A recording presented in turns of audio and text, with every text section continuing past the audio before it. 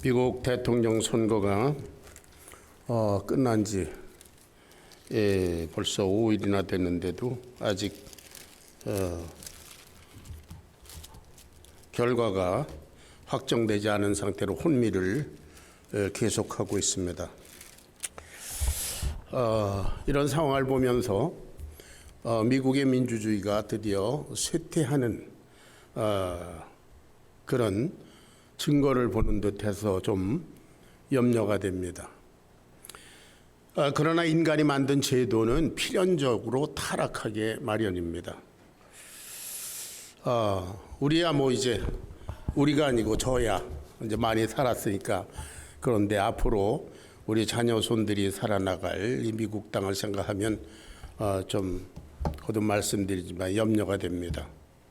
정직, 책임, 정의, honest responsibility and justice, 미국의 정신인데요. 이것이 거짓과 불의와 무책임 이런 것들로 변질되는 것 같은 그런 양상이 도처에 일어나고 있습니다. 대통령이 되겠다고 저렇게 서로 야단인데요. 또 세상에서는 대통령이 못 되면 뭘 해도 되겠다고, 국회의원이라도 되겠다고 이렇게 야단이고 그런데 과연 이 유명한 사람들 다 성공한 사람들인가? 도대체 성공한 인생이란 무엇인가? 그런 것들을 오늘 생각해 보려고 합니다. 무엇이 성공한 인생입니까? 다양하게 여러모로 많은 것을 누리고 사회적 신분이 높아지고 물질적으로 풍요로워지고 그리고 오래 살고 건강하고 이런 것이 성공적인 삶인가?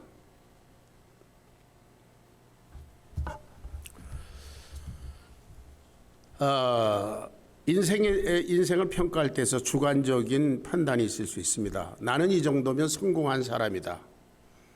여러분 가운데 나는 이 정도면 만족하다, 성공했다 이렇게 생각하는 분 손 좀 들어보세요.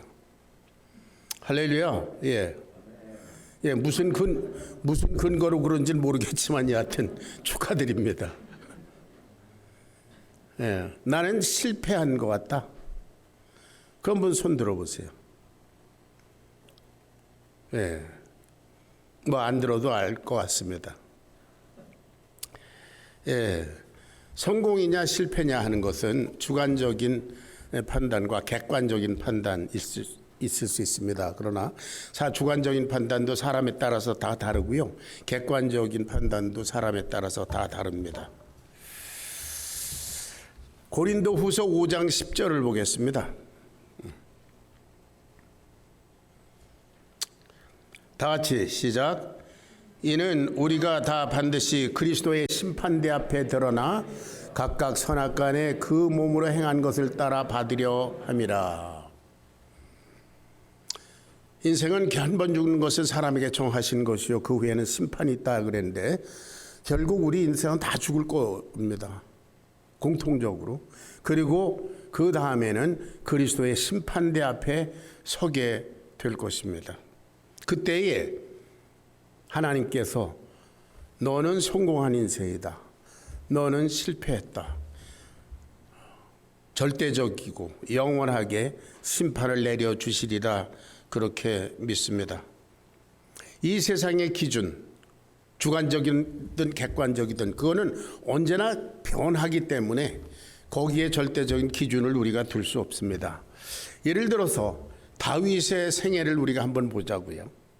다윗은 성경에 보면 하나님의 마음에 합한 자라, 그리고 하나님의 영광을 위해서 그 일생을 헌신한 그런 사람으로 나타나 있습니다만은 그 사람의 전 인생을 한번 놓고 보면 목동일 때가 있었고요. 왕으로 발탁될 때가 있었고요. 그런가 하면 사울에게 쫓겨서 죽을 둥살둥 어디 가서는 입에 침을 질질 흘리고 미친 척하면서 구명도생을 해야 되는 그런 비참한 때도 있었어요. 그런가 하면 승리하고 전쟁에도 승리하고 그리고 왕으로서의 왕권도 회복하고 그런 때가 있었습니다. 그런가 하면 밧세바라는 그 여자 문제로 인해서 또 그 아내 남편 우리아를 죽이고 하는 비참한 죄 가운데 빠질 때가 있습니다. 이 사람의 인생을 이렇게 보면 어느 한 부분을 딱 잘라서 보면 실패한 것 같아요. 가드 왕 앞에 가서 얼굴에 침을 흘리면서 이렇게 살려고 발버둥 칠 때 그 모습을 보면 비참하고 실패한 것 같습니다. 그런가 하면 그 밧세바와 그리고 문제 우리아를 죽이는 그런 걸 보면 지옥 가야 될 사람인 것 같아요. 그러나 전체적인 그의 인생은 하나님께서 이 사람은 내 마음에 합한 자다. 성공적인 인생을 살았다. 이렇게 얘기했습니다. 하나님 앞에 저와 여러분은 어떤 사람들입니까? 오늘 성경 본문은 매우 대조적인 두 사람이 등장합니다. 가인과 그리고 셋입니다. 여러분 가인 잘 아시죠? 본문 말씀에 보면 16절 가인이 여호와의 앞을 떠나 나가 에덴 동편 놋 땅에 거하였다 이랬어요. 여러분이 잘 아시는 대로 가인은 제사 문제로 그 아벨을 돌로 쳐 죽이는 이게 무참한 사람이었습니다. 그런데 그 사람이 하나님께 벌을 받게 되자 내 벌이 너무 심합니다. 불평을 하면서 여호와 앞을 떠나갔어요. 회개는커녕 하나님께 도전하면서 하나님 없이도 나 살겠다 그러고 떠나가 버렸어요. 하나님 없는 삶, 무신론적인 문명을 건설하기 시작했습니다. 하나님께서 창세기 1장에 보면 사람을 창조하시고 제일 먼저 하신 말씀이 생육하고 번성하라 그랬잖아요. 그 말씀의 효력은 계속 지금까지도 이루어지고 있는데 역시 가인도 나가서 누구를 낳고 계속 생육하고 번성하고 있습니다. 그런 가운데 가인의 후예 가운데 라멕이라는 사람이 대표적으로 등장합니다. 라멕의 삶을 보면 하나님을 떠난 인간의 삶이 어떠한가 그 진면목을 볼 수 있습니다. 라멕 첫째, 라멕이 두 아내를 취했다. 하나님께서 제정하신 결혼, 그 결혼의 원리가 여기서 깨집니다. 하나님을 떠났으니까 하나님의 원리는 작동하지 않습니다. 성적으로 문란하게 되고 도덕적으로 타락하게 되고 그런 문화로 이어져서 결국은 노아의 때에 하나님께서 심판하실 수밖에 없는 그런 지경에 이르게 됐습니다. 그런가 하면 라멕의 아들들은 야발, 유발, 두발, 가인 이렇게 셋이 있었다고 그러는데 다 발자 돌림이죠. 야발, 유발, 두발, 가인. 야발은 뭐 하는 사람이에요? 장막에 거하며 목축업을 하는 사람입니다. 그때까지는 사람들이 이렇게 저렇게 돌아다니면서 그 유목민의 생활을 한 것 같아요. 그런데 이때 비로소 장막을 치고 거기 살면서 가축을 치는 자의 조상이 되었다.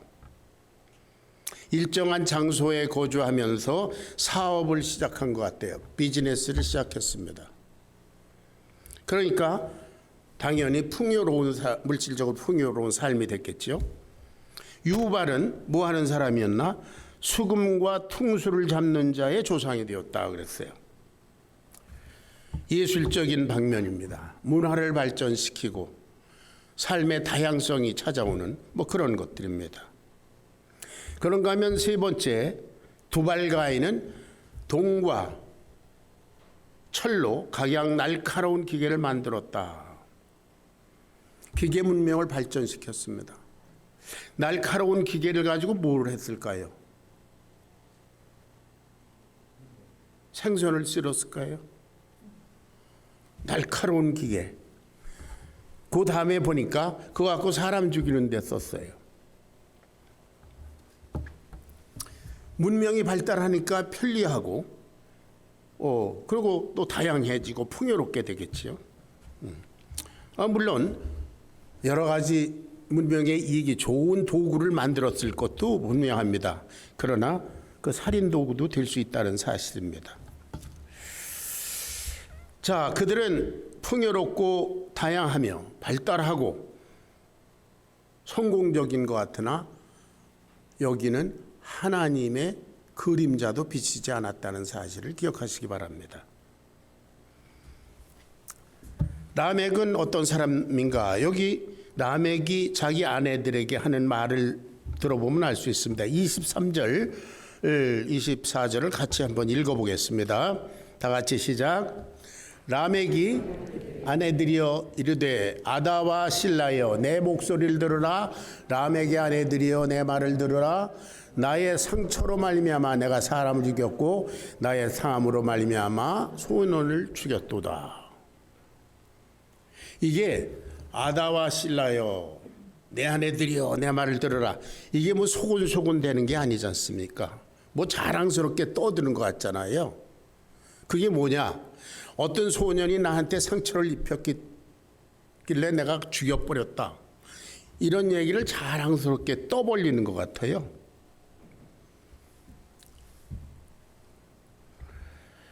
잔인하며 성정이 포악한 그런 사람인데 자기의 만행을 도리어 합리화하고 자랑하는 자입니다. 가인을 위하여는 벌이 700일인데 라멕을 위하여는 벌이 77배이로다. 누가 나를 건드려? 뭐 이런 얘기죠. 가인의 후의 삶은 외형적으로 볼 때 성공적인 것 같습니다. 풍부하고 문명이 발달하고 문화가 다양하고 우리 오늘날 현대를 사는 우리들과 같습니다. 문명이 발달한 모든 것이 풍요롭습니다. 뭐 예술이고 뭐 문화고 다양합니다.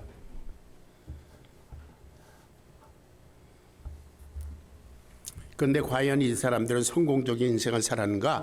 하나님 보시기에 그들은 영원한 멸망을 향해 가는 실패한 인생들입니다. 그 다음에 이 25절을 보겠습니다. 다 같이 시작. 아담이 다시 자기 아내와 동침하매 그가 아들을 낳아 그의 이름을 셋이라 하였으니 이는 하나님이 내게 가인이 죽인 아벨 대신에 다른 씨를 주셨다. 하나님께서 믿음의 사람 아벨 그 대신에 셋이라는 아들을 주셨다. 이에 아담이 말하기를 하나님께서 가인이 죽인 아벨 대신에 다른 씨를 주셨다. 아벨 대신에 아벨을 대리할 만한 아벨의 신앙을 닮은 믿음을 위해서 목숨을 버리는 가인과는 근본적으로 종류가 다른 씨를 주셨다. 그런데 셋의 후예들은 긴 얘기가 없습니다. 가인의 후예 이 사람들은 뭐 이걸 하고 저걸 하고 목축업을 하고 뭐 수금과 통수를 불고 동과 철로 각양 날카로운 기계를 만들고 뭐 여러 할 얘기가 많아요. 그런데 셋의 후에는 할 얘기가 이거밖에 없어요. 26절 한번 읽어보겠습니다. 다 같이 시작. 셋도 아들을 낳고 그 이름을 에노스라 하였으며 그때의 사람들이 비로소 여호와의 이름을 불렀더라. 셋의 후예에 대해서 얘기할 것은 여호와의 이름을 불렀다. 그거밖에는 없습니다. 여호와의 이름을 부른다는 것은 여호와를 믿는다는 것 또는 여호와 하나님께 경배하고 기도한다는 그것을 말합니다. 이 사람들은 세상적으로 아무것도 내세울 것이 없는 사람들입니다. 오직 하나님께 경배하고 하나님 중심으로 사는 삶 이외에는 이 사람들을 설명할 도리가 없는 그런 사람들이에요.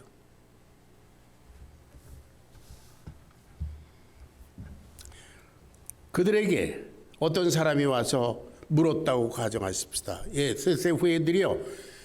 당신들이 가진 것이 무엇입니까? 예, 우리는 하나님밖에는 없습니다. 또 다른 사람이 물었다고 가정해 봅니다. 당신들이 자랑할 만한 것이 뭡니까? 그들이 대답했을 겁니다. 우리는 하나님 외에 자랑할 것이 없습니다. 아멘. 이것이 셋세 후예의 삶입니다. 가인의 후예들은 자랑할 것이 너무나 많았습니다. 너무나 풍요롭고 다양하고 문명이 발달하고 편리하고 셋세 후예들은 별로 자랑할 게 없었습니다. 그러나 가인의 후예는 모든 것을 가진 것 같으나 하나님 없는 실패한 인생이고 셋세 후예는 아무것도 없는 것 같으나 하나님을 모신 성공한 인생들인 줄로 믿습니다. 성경에는 수많은 사람들이 등장합니다. 그 가운데는 가인과 같이 하나님 보시기에 실패한 인생들이 있고 셋세 후예와 같이 성공한 인생들이 있습니다. 대표적으로 예수님의 제자들이 그렇습니다. 베드로, 안드레, 요한, 야고보 등 그 사람들은 어부들이었습니다. 그런대로 먹고 살만한 사람들이었을 겁니다. 마태는 세리장이라고 그랬습니다. 자기 세관 오피스에 앉아서 이렇게 성공한 물질적으로 성공한 그런 부자였습니다. 그러나 예수님께서 나를 따르라. 너 물고기를 쫓아가지 말고 너 돈을 쫓아가지 말고 뭐 물고기도 있어야 되고 돈도 있어야 되지만 그거를 인생의 목적으로 놓고 쫓아가지 말고 나를 따르라. 그래서 예수님을 따라간 사람들입니다. 인생의 방향을 바꾸었습니다. 이 예수님의 제자들은 세상적인 기준으로 볼 때는 인생을 실패한 자들 같습니다. 가는 곳곳마다 멸시와 천대를 받고 핍박과 고난을 받고 그 결과 대부분 예수님의 11 제자들을 보면 대부분 어디서 어떻게 죽었는지 어디서 객사했는지 기록이 없습니다. 세상에서 실패한 사람들. 그러나 하나님 앞에서 그들은 영원히 성공한 사람들인 줄로 믿습니다. 사도 바울과 동역하던 사람들도 다 그렇습니다. 브리스길라와 아길라 부부 여러분 잘 아시죠? 천막을 만들면서 자기네 비즈니스가 있었습니다. 그러면서 주 목적은 하나님의 복음을 위해서 사는 것. 디모데, 실라, 바나바 여러 사람들이 있습니다. 이 사람들은 세상적인 직업을 가지고 바울의 사역에 동참했습니다. 세상적인 직업이라는 풀타임으로 하든 파타임으로 하든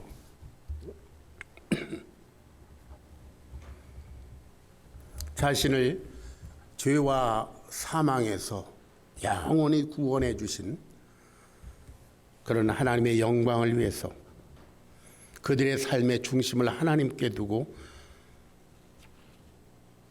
가장 귀한 것에 인생을 바쳤습니다.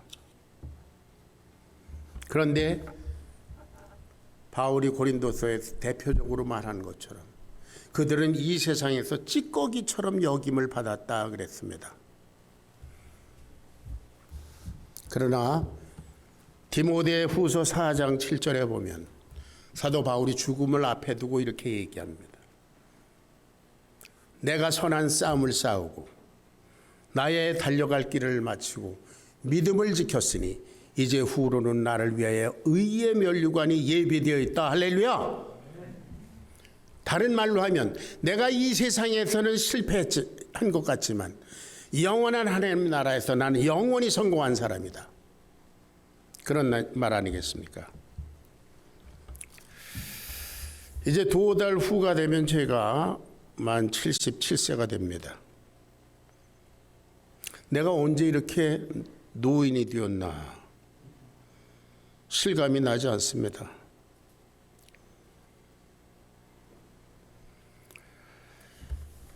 동시에 나 자신의 인생을 돌아보며 정직하고 심각하게 평가해 보면 자괴감이 들기도 합니다. 나의 실수와 허물과 죄와 시행착오와 연약함과 부족함과 억울함과 수많은 상념들이 떠오를 수밖에 없습니다. 그런 것들을 바라보고 있으면 나는 정말 실패한 인생이구나. 그런 생각이 들어요. 제가 1944년에 한국이 일제의 압박에 허덕일 때에 그 고난의 시대에 제가 태어났습니다. 지금부터 77년 전. 이 세상에서 진흙밭을 헤매다가 죄의 구렁텅이에서 살다가 1972년에 예수님께 내 인생을 맡겨드렸습니다. 그로부터 10년 후에 1982년에 모든 것을 버려두고 전임 목회를 시작했습니다. 그런 지 이제 38년이 됐습니다.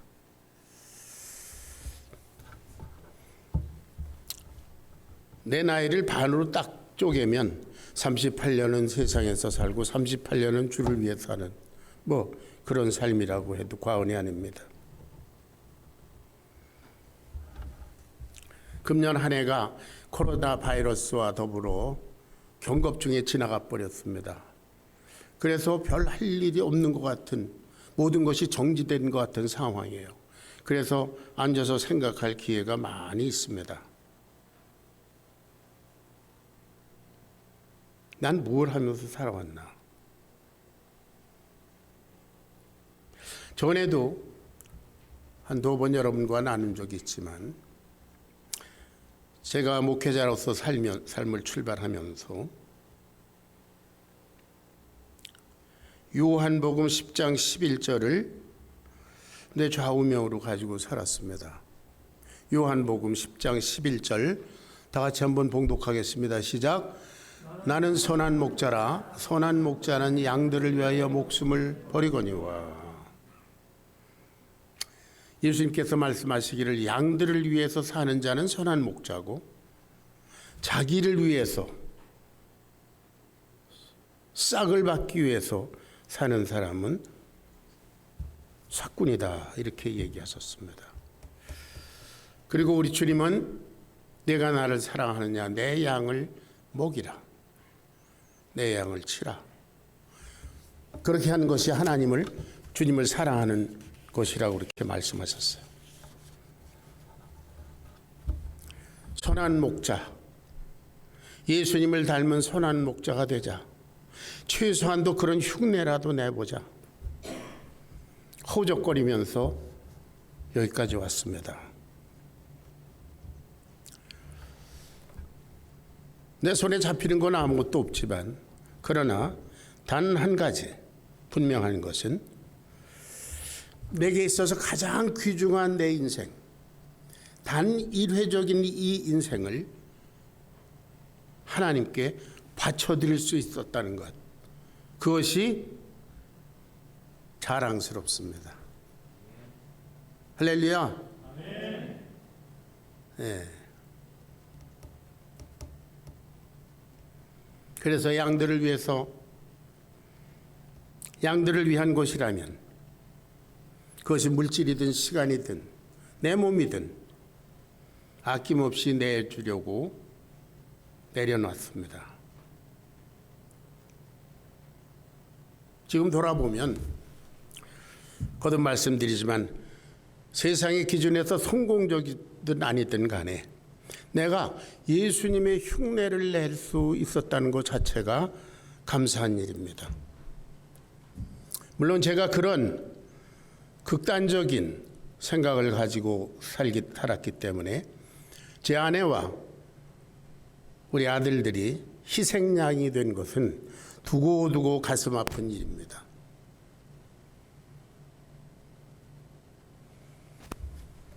그러나 내가 믿는 바를 위해서 주님께서 내게 주신 사명을 위해서 내 인생을 드렸다고 생각할 때 나는 성공적으로 살았다. 이렇게 스스로 위로합니다. 두 번째 제가 좌우명으로 삼은 것은 마가복음 10장 45절의 말씀입니다. 다 같이 시작. 인자가 온 것은 섬김을 받으려 함이 아니라 도리어 섬기려 하고 자기 목숨을 많은 사람을 대속물로 주려 함이니라. 예수님께서 하나님의 아들이신 예수님, 나의 주님이신 예수님께서 나는 섬기는 종으로 여기왔다. 너희들의 발을 씻겨주기까지 섬기고 내 목숨을 너희들을 구원을 위해서 내어준다. 예수님이 섬기는 종이라고 그랬는데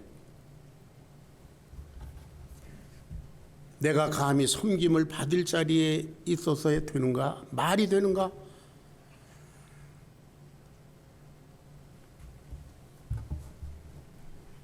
그래서 영혼을 섬기고 양들을 섬기는 일을 위해서 내 인생을 바쳐야 되겠다.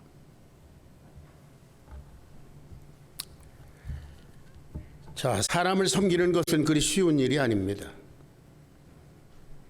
그러나 예수님께서 나와 같이 분별 없고 까다롭고 쓸모없는 그런 죄인을 구원하시고 섬겨주신 생각을 하면 내가 섬기지 못할 영혼은 없다. 내가 무언들 못하랴. 그런 생각을 하면서 여기까지 왔습니다. 세 번째, 누가복음 17장 10절을 읽겠습니다. 다 같이 시작. 너희 중 누구에게 밭을 갈거나 양을 치거나 하는 종이 있어 밭에서 돌아오면 그더러 곧 와 앉아서 먹으라 말할 자가 있느냐. 도리어 그에게 내 먹을 것을 준비하고 띠를 띠고 내가 먹고 마시는 동안에 수중 들고 나는 그 후에 먹고 마시라 하지 않겠느냐. 명한 대로 하였다고 그 종에게 감사하겠느냐. 이와 같이 너희도 명령받은 것을 다 행한 후에 이르기를 우리는 무익한 종이라 우리가 하여야 할 일을 한 것뿐이라 할지니라. 한마디로 생색내지 마라 그런 얘기죠.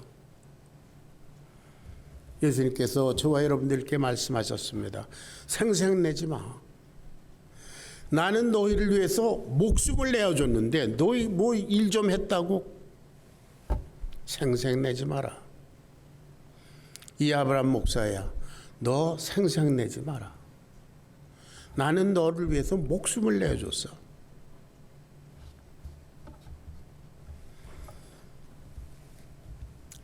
무익한 종이다. 저는 스스로 무익한 종이라 하는 별명을 내게 붙여두고 그렇게 살려고 허우적거리면서 여기까지 왔습니다. 나를 구원하실 뿐만 아니라 나를 영원한 주님의 나라로 데리고 가시겠다고 하는 주님을 생각할 때 내가 무엇을 더 바라겠나?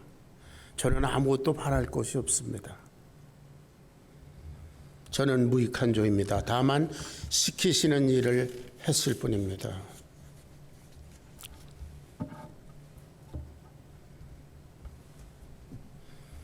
그렇게 살다 보니까 38년이 훌쩍 지나갔습니다. 이 세상에서는 자신이 투자한 만큼 거두지 못할 때 사람들은 손해봤다, 실패했다 그렇게 말합니다. 세상적인 기준의 계산법에 비추면 저의 삶은 실패한 밑진 장사입니다. 38년 세월을 뛰어왔는데 손에 잡히는 것이 아무것도 없기 때문입니다. 제가 무슨 큰 유명한 엄청난 교회를 한 것도 아니고 뭐 엄청난 업적을 이루는 것도 아니고 명성이 그리 대단히 높아진 것도 아니고 뭐 가진 것이 많은 것도 아니고. 그런데 여러분, 하나 분명한 얘기를 제가 해드릴게요. 나이를 먹는 것이 무엇인가? 창의력과 추진력과 견인력, 뭐 인지능력 이런 것들이 떨어지는 것이 나이를 먹는 사람들의 외형적인 증거입니다. 그런데 그 다음에 학력도, 경력도, 능력도 모든 것이 다 평준화되는 것이 나이를 먹는 겁니다. 과거에 어떤 삶을 살았든지, 얼마나 학식이 많든지, 사회적으로 얼마나 명망이 있든지, 얼마나 돈이 많든지 나이를 먹고 보면 다 평준화돼요. 어떻게 평준화되는가? 오직 남은 것은 과거의 영화를 회상하면서 죽을 날을 기다리는 것입니다. 다 평준화됐습니다. 앞으로 어떻게 할 거다. 나이 먹으면 그런 얘기를 안 해요. 아, 내가 전에 이런 일을 했고, 내가 50대 때는 무엇이었었고, 60대 때는 무엇이고, 내가 뭐 어쩌고 저쩌고 과거에 한 일을 얘기합니다. 대부분의 사람들이 앞으로 나는 이렇게 살겠다. 노인네들이 그런 얘기하는 사람 별로 없습니다.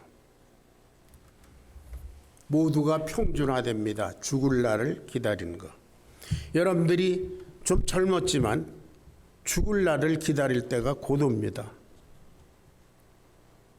저도 여러분과 같은 때가 있었어요.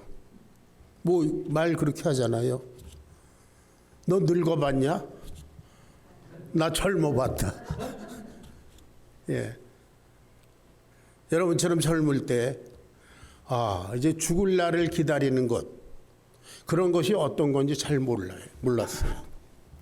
그저 대충 그러려니 하고 살았습니다. 이사야서 46장 4절 다 같이 시작. 너희가 노년에 이르기까지 내가 그리하겠고 너희가 백발이 되기까지 내가 너희를 품을 것이라. 내가 너희를 지었은즉 내가 업을 것이요 내가 너희를 안아 품고 구원하리라. 백발이 되었은즉, 옛날에 이 성경 말씀 읽으면 이거는 노인 복음이다 이렇게 생각했는데 벌써 내가 백발이 됐네요. 그러나 여러분, 돌이켜보면 나는 실패한 것 같은데 예수님은 나를 통해서 성공하신 줄로 믿습니다. 저를 통해서 이루신 교회가 있습니다. 숫자적으로 말하긴 그렇지만 미국에 5교회가 있고요. 중국에 여러 교회가 있습니다. 주님의 말씀과 생명력으로 지금도 역사의 현장에 이 나의 제자들이라고 할까요? 내 영적 자녀들이 이 역사의 현장에 남아 있습니다. 정말 무익한 종인데 저를 통해서 주님께서 이루신 성공입니다.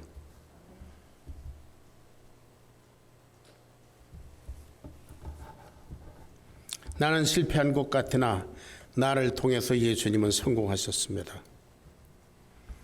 나는 세상에서 아무것도 가진 것이 없는 것 같지만 나는 모든 것을 다 가졌습니다, 여러분. 왜? 하나님께서 내게 계시기 때문이에요. 내가 하나님께 바치어진 인생이기 때문에 그렇습니다. 여러분의 인생의 중심에 하나님이 계십니까? 여러분의 인생의 목적에 하나님이 계십니까?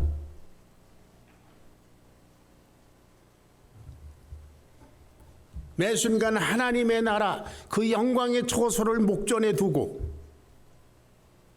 오늘 하루하루 이 발길을 걸어가고 있습니까?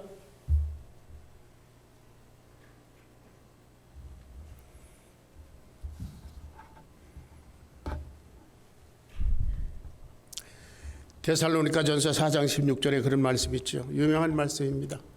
주께서 호령과 천사장의 소리와 하나님의 나팔로 하늘로서 강림하실 때에 그때 죽은 자들이 먼저 일어나고 그 후에 우리 살아있는 자들도 구름 속으로 끌어올려 공중에서 주를 영접케 하시리라. 주님의 나팔 불 때, 주님 재림하실 때, 나팔 불 때 나의 이름, 나팔 불 때 나의 이름을 불러주실 그때 그 영광의 순간이 내게 있기 때문에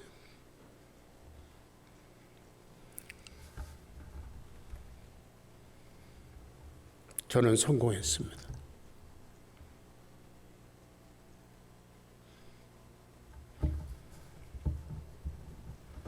아브라함아 수고했다. 참 수고했어. 여러분 어떤 게 수고인 줄 아십니까? 능력이 많은 사람이 할 수 있는 사람이 무엇을 하는 건 수고가 아닙니다. 주님 보시기에는 아무것도 아닌데 무익한 종인데 그래도 주님을 위해서 뭔가 하려고 허우적거리고 발버둥 친 것을 주님께서 인정하시고 아브라함아 내 이름 불러주시리라 믿고 기다립니다. 이 팬데믹 때문에 여러분들 죽을 둥살둥 이렇게 살 때 저는 거의 마스크도 안 쓰고 돌아다니는 이유가 모든 곳을 다 돌아다니는 이유가 빨리 죽었으면 좋겠다. 빨리 주님께 갔으면 좋겠다.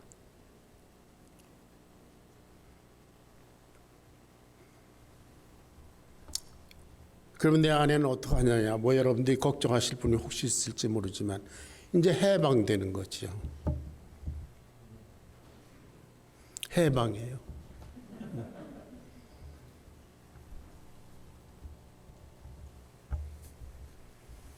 나의 인생에 그리고 여러분의 인생에 주권적으로 역사하시는 분이 하나님이시다.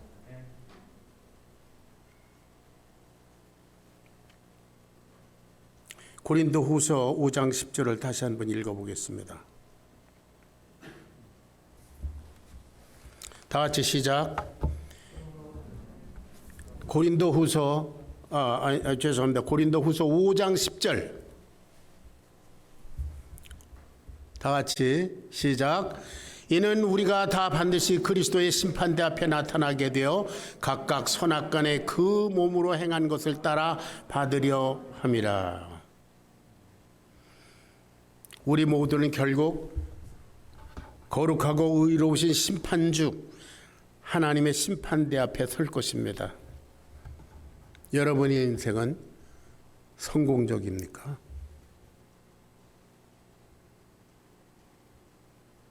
기도하겠습니다.